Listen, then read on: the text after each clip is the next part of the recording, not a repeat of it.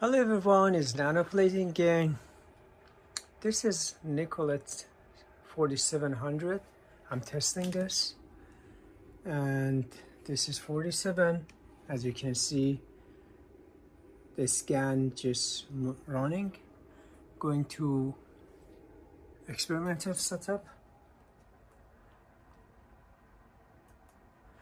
and just going to show that interferogram just appeared in here. At the gain of 1, I'm gonna get max of 8.14, which is very good. So I'm just going to see that everything is okay. Quality diagnostic, so everything is green. And I'm gonna go to laser. Everything is right and good. Then I'm gonna go to source, perfectly fine. And electronics, beautiful. And the detectors, DTGS, KBR detector. So basically everything is correct. Now, like everything that you need to do, you first do the background. Collect the background. Yes. And then, as soon as tree scan is going to be done, the spectrum is going to be here. So this is CO2, this is water vapor. So those are just well known. Everybody, any chemist knows what are they. So because we are not purging the CO2 and water vapor to purge the instrument. So after 32 scan, which is almost done, so basically the background is done. So I'm just gonna, I don't say no, I don't want just to see this. Okay, now we have done with background scanning. Let's just see if I use thermonickel 1.5 mil polystyrene standard, which is a little old dated. It's just maybe 4 years old. It need to be less than a year or two old to be performed perfectly fine. But anyway, so we're gonna put the standard in here and close the lid and do collect sample.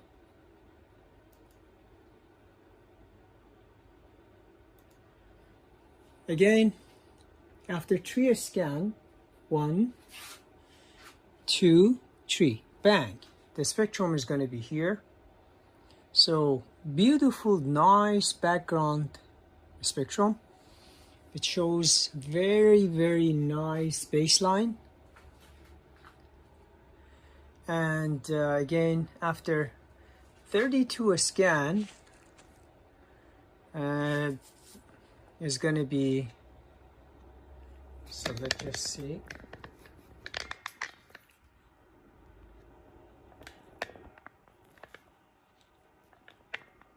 So it's done.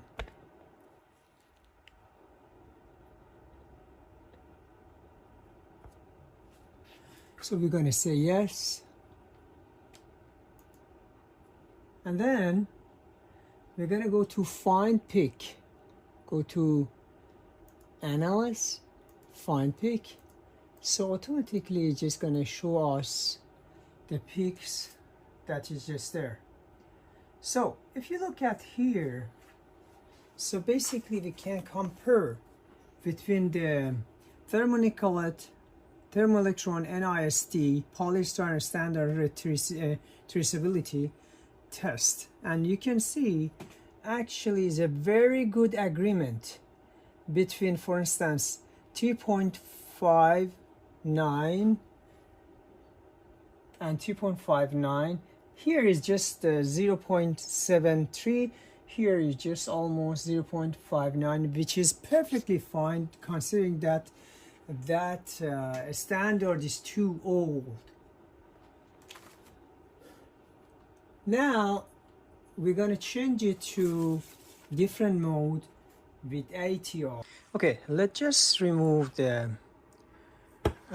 transmission accessory.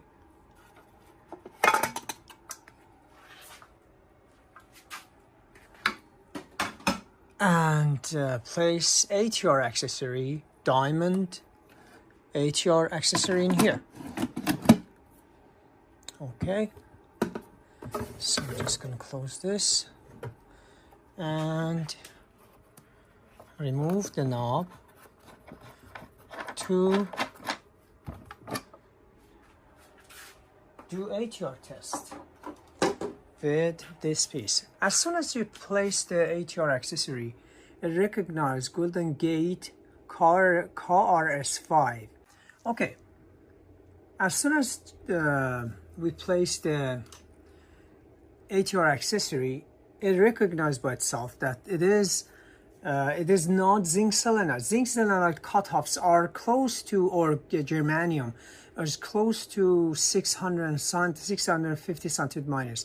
What does that mean? It means you can go below 650 centimeters minus 1, which is bad. So this is KRS5. So basically you can do close to far IR or some inorganic with zinc selenide lens of Golden Gate. There are different type of Golden Gate. This is the best one. So basically this is KRS5 Golden Gate. You can go below 200, close to above 250 centimeters minus 1. So anyway, so when you place the gate here, you have to secure it with this knob. You close this one with your hand, and that's not let the ATR moving during your experiment. So you know this, and you accept all of them. Okay, so then you're ready to do the experiment. Okay, now just let's see a real example of ATR, and we just wanted to test what they call it, anti-static polymer bags that they are using for securing electronics. So there are technology hidden in here. So let's just see if two side layer of this kind of polymer are the same or not. So first, the outside layer. As I explained, I have already done the background. I'm just going to collect the sample, and as soon as number 1 is scanned, 2, 3, bang! So you're going to see the spectrum. So very nice and clean baseline, and the intensity of the signal is very good, which is close to 0.9. So this is absorption, it's not transmission. You can just convert them together, it doesn't matter. So let's see. So this is basically shows this is a carbonyl group. So this is a kind of polyester, polymer, something carbonyl group. I can't tell just right away by just looking at. This is a carbonyl group. It's just a kind of esters. So I'm going to say yes. And let's see the other side. Okay.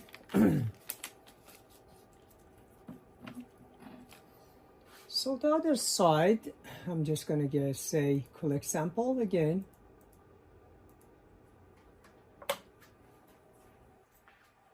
So 1, 2, 3, bang! Spectrum is coming.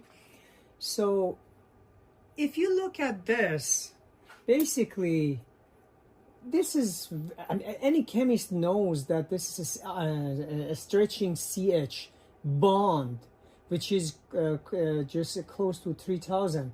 So this is bending CH bonds, and there's nothing in here.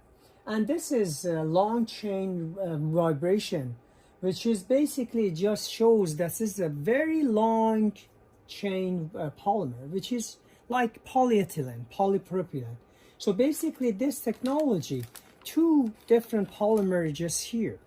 So as I explain it, I can explain it to that the ATR can just penetrate the evanescent wave, and ATR can see up to 6 micron. So basically if you just layer just buried between, it can't see that. So but and here is just apparently the thickness is much bigger than that. So basically you can distinguish these two. Okay, so I'm gonna say yes, and obviously this is just normal unsaturated alcan, but this is the blue one is I mean is a kind of a stairs thing. So actually you can just, okay, I've changed the view to a stack view. So basically the top side is the outside layer of polymer, anti-static polymer, the down one just inside layer. So I don't know, for instance, what it is, so I can ask the instrument to see in the sample library that does have, search it and what it is. So basically it says this is poly 1 and 4 butylene terephthalate. So obviously these two layers are different. This is polypropylene or polyethylene, and the other outside layer is just different. So the other example that we can just do is, for example, metal. We have a metal that it does have one side is just I sandpaper it, remove the oxide layer, and the other side, no, it does have the oxide layer. So I just wanted to see what is the oxide layer. This kind of diamond is strong enough that allow you to do such an experiment. So basically I'm gonna say new windows, and then I'm gonna say collect sample. So let's see what is this thin film, an ultra thin film oxide layer. 1, 2, 3, bang, the spectrum is here. So basically it shows that there is nothing organic in here. You see here, so this is almost this is water vapor. This is almost no organic, and this is perfectly shows that this is aluminum oxide. The aluminum oxide, ALO3, has an absorption close to 650 maximum. So which is, I mean, most likely this is the metal side. This metal is aluminum metal alloy, which consists of some maybe titanium or some other oxide that it shows in here. So that shows the versatility of Golden Gate. That is beautiful, and I love it, you know. And the other example that I can do, I can even measure the black tin oxide that is here, which is very simple. Okay, let's just give it a try. Two different real example. Two eyeglass. One of them, I call them this is as a big B, and a small as a small one. So I just wanted to make sure if these two handles are the same kind of polymer or not. Okay, let's just give us just start with a small one. I mean a big one, I'm sorry. So I'm gonna hit it, collect sample. Again, 1, 2, 3, bang. You see the spectrum, right? So of course we need to wait for 32 scan. This is what we set it up. 16, 17. So basically, because I've already done this, look at this carbonyl group in here.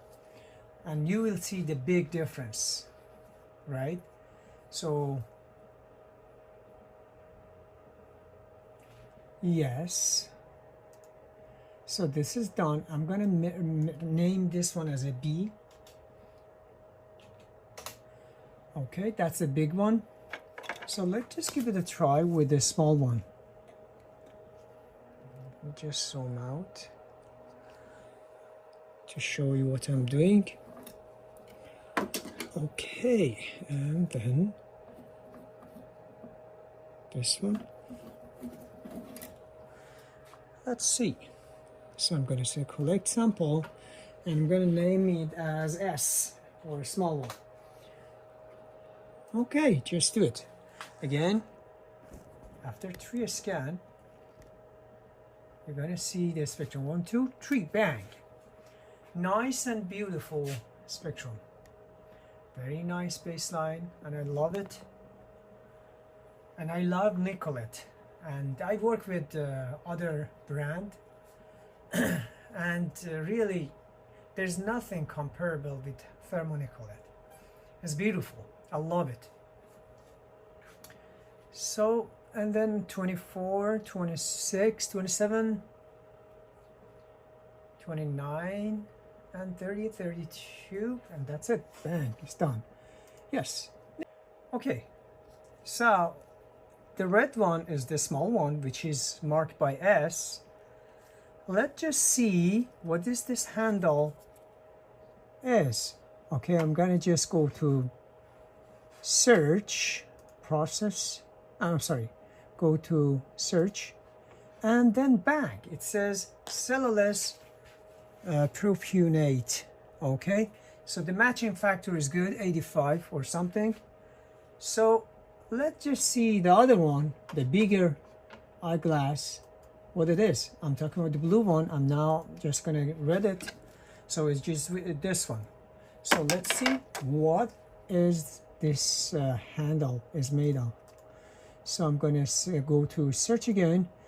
Bang, it is polydiallyl phthalate. It's mainly this one. It's just totally different, and it's just mixed polymer. So you see there is another carbonyl group is there. So it's beautiful, and then it's, I mean, maybe the library just doesn't have this kind of copolymer and 2 different mixture of composite polymer. So anyway, and I hope that you enjoyed, and I hope that I can see you in my next video.